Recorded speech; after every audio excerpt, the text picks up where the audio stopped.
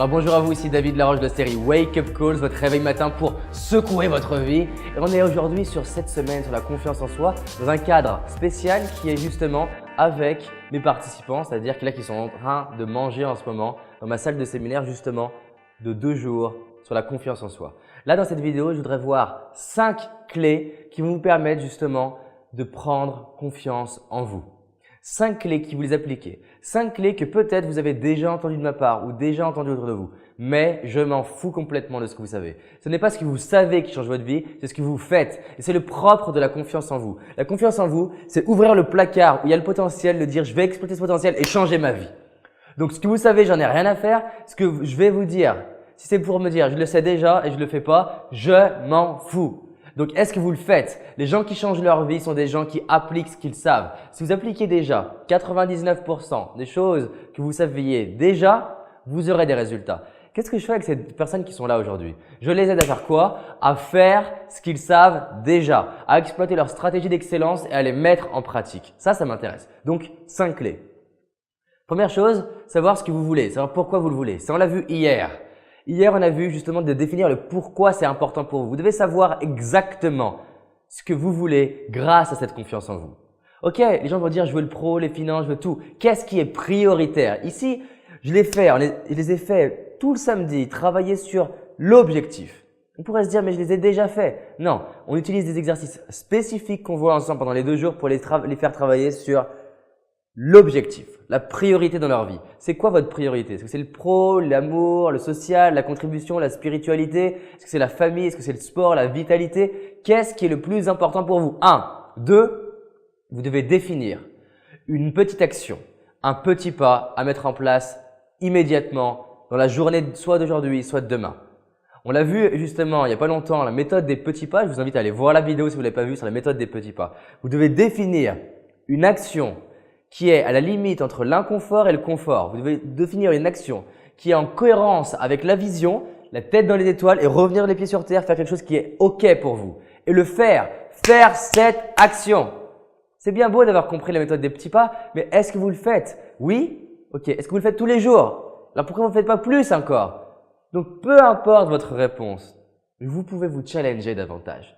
Peut-être que c'est plus de petits pas. Peut-être que c'est des plus grands petits pas. Peut-être que vous dites c'est facile parce qu'en fait, vous n'êtes plus en train de faire des petits pas. Vous faites des microscopiques pas. Comment vous faites pour trouver la justesse entre c'est trop inconfortable et c'est pas assez inconfortable? D'accord? 3. Quand vous l'avez défini, il faut mettre dans la bonne énergie.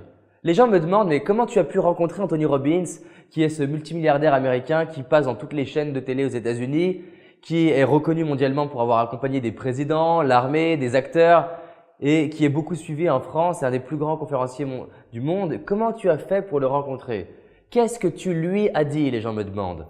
Qu'est-ce que tu as écrit dans ta lettre? Et ils n'ont pas compris. Ce n'est pas lié par rapport à ce que j'écris, mais dans quelle énergie je l'ai écrit. Pendant toute la soirée où j'ai écrit ma lettre, j'avais des larmes de gratitude, connectées à de la puissance, connectées à la certitude. Je sais que je vais y arriver, j'ai quelque chose à lui apporter. Mais l'énergie, ça se développe. C'est un muscle, l'énergie. Plus vous développez votre capacité à être dans l'enthousiasme, la certitude, la gratitude, vous créez de la puissance dans votre vie. Vous savez, c'est comme biceps et triceps. Vous ne pouvez pas contracter les deux en même temps. Vous ne pouvez pas déprimer et dans la certitude en même temps. Donc, vous devez mettre de la valeur sur le développement de votre énergie intérieure. Et c'est tout ce qu'on va faire d'ailleurs dans cet après-midi avec eux. On va aborder le 5e point de ma méthodologie en 7 étapes sur la confiance en soi, qui est justement la partie émotionnelle pour les aider à intégrer au niveau émotion, au niveau énergie, comment mettre en place ce petit pas qu'ils ont défini avant de partir au repas. Et là, ils sont en train de digérer avec le petit pas défini, clairement. OK. Quand vous avez de l'énergie, vous êtes programmé au niveau émotionnel. Avant de faire le petit pas, vous devez vous remettre dans cette énergie-là. Vous devez redresser votre posture, sourire, rigoler, tout ce qu'on a vu dans des vidéos précédentes et tout ce qu'on va voir dans les vidéos suivantes.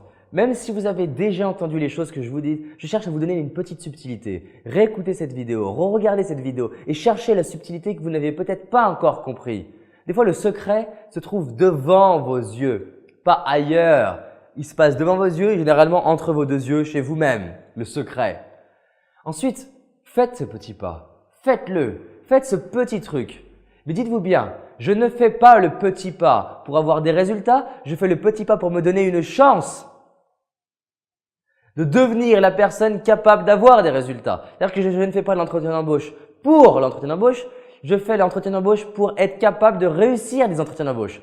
J'aborde pas cette fille pour avoir son numéro, j'aborde cette fille pour développer la capacité à aborder des filles.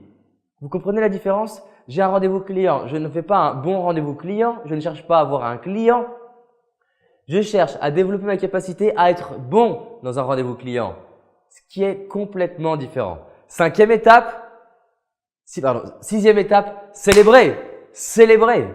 Les gens, ils font un petit truc et ils disent « Oh, c'était rien. Oh, c'était ridicule. » Pourquoi célébrer? Ça coûte quoi de célébrer, franchement? Pourquoi c'est important de célébrer? Votre système nerveux, là, c'est une tête chercheuse à plaisir. Il a plaisir, plaisir, plaisir, plaisir. Et qu'est-ce qu'il fait? Carotte, carotte, carotte, carotte, carotte, carotte, carotte. Et qu'est-ce qu'il évite? Douleur, douleur, douleur, le bâton. Donc, si vous ne célébrez pas, qu'est-ce qu'il se dit votre système nerveux? Il se dit « J'ai fait un truc dur et c'est chiant. Elle est même pas contente. Il est même pas content. Mais pourquoi j'en ferais un autre? Franchement, ça me saoule. » Alors que si vous célébrez, vous dites « Yes, je suis fier de moi. » Non pas pour les résultats, parce que forcément, qui dit petit pas dit petit résultat au début. Mais pour le fait de vous honorer. 95% des personnes finissent leur vie en disant « Je regrette de ne pas avoir fait ce qui était important pour moi. » Je vous souhaite un truc, faites partie des 5%. À demain.